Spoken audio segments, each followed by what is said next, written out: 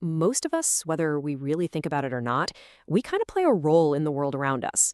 We follow the paths that are laid out, we look for a little bit of approval, and yeah, we're pretty aware of where we stand on the social ladder. But what if some people just opt out of that whole game?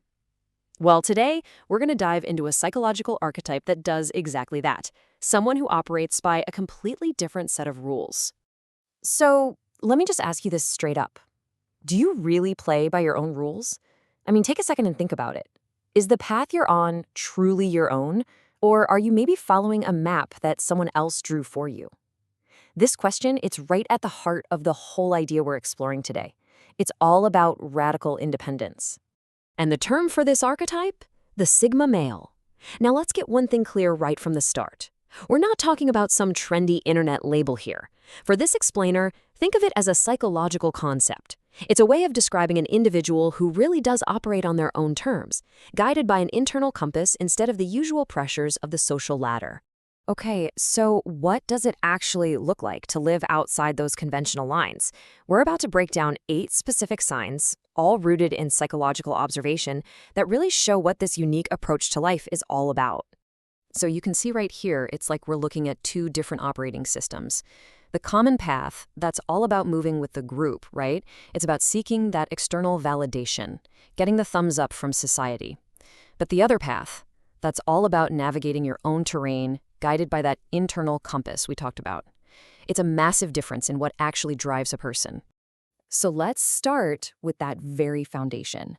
What exactly makes up the internal compass that guides this kind of person?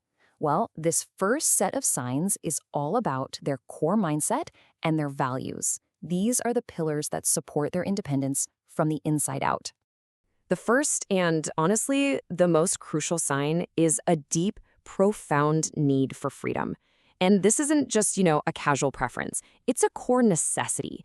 It means your big life decisions are driven by a need for autonomy, not by what's expected of you.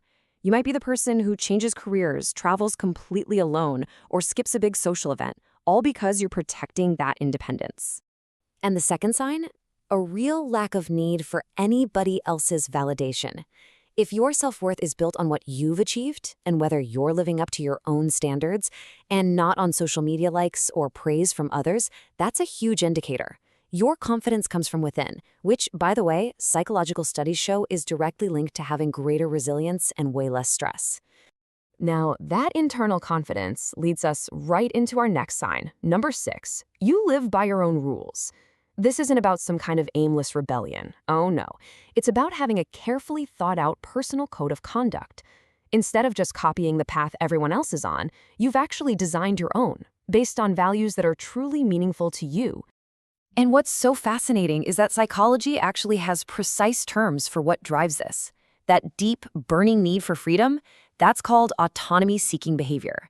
And that ability to live by your own rules without needing a pat on the back from anyone, that's powered by something called intrinsic motivation, a super powerful drive that comes from inside, from your own satisfaction, not from some external reward.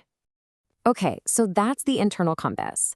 But how does this mindset actually work when it comes to dealing with other people, with the social world? Well, our next section dives into a really unique, almost strategic approach to navigating that social landscape, where the focus is always on quality over quantity. Which brings us to sign number 5, you actively avoid drama. I mean, pointless arguments, gossip, social power struggles. To you, that stuff is just a complete waste of precious mental energy. It's not about being timid or scared of a fight. It's about being incredibly efficient with your emotional battery and choosing to invest it in things that actually have purpose and meaning. And this creates a really interesting paradox, which is our 7th sign. While all that surface-level socializing is avoided, there's an intense focus on building deep, genuine relationships. You might have a very small inner circle, but you can bet those connections are built on solid ground, on trust, loyalty, and a real, authentic understanding. It's a textbook case of quality over quantity.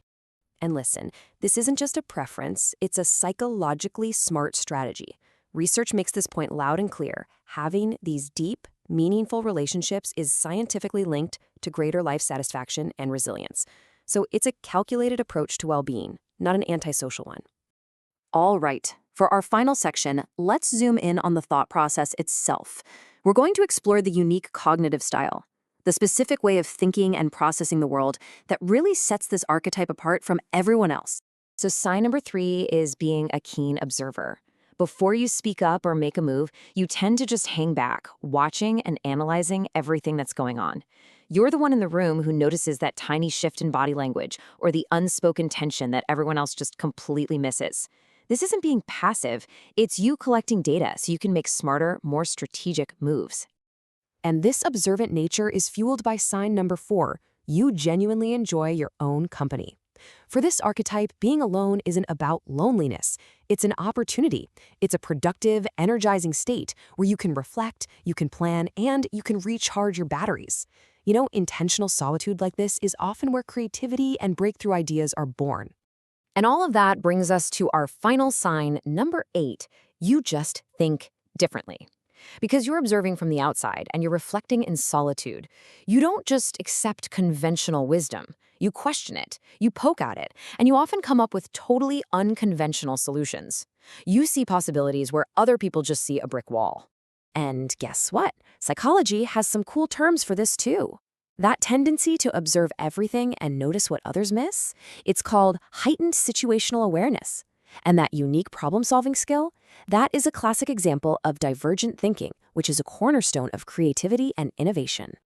So, after going through all 8 of these signs, the most important thing to take away is this. This archetype isn't about being better than anyone else. Not at all. It's simply about navigating life through a different lens, one of independence, self-reliance, and a deep, unwavering focus on your own internal set of values. And that brings us to a final, and I think a much more useful question. Instead of asking yourself, am I a Sigma male? Maybe the better question is this. Which of these traits, valuing freedom, seeking those deep connections, thinking uniquely, which of these genuinely reflects my own path in life? The answer to that question might reveal a whole lot more than any label ever could.